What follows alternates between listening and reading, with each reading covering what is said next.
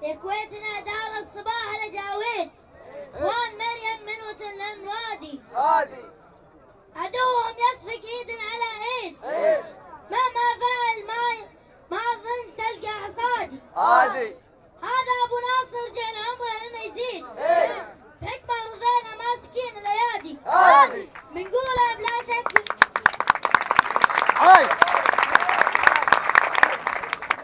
هذا ابو ناصر جعل عمره لنا يزيد، بحكمه رضينا ماسكين الايادي، بنقولها بلا شك، بنقولها ونعيد.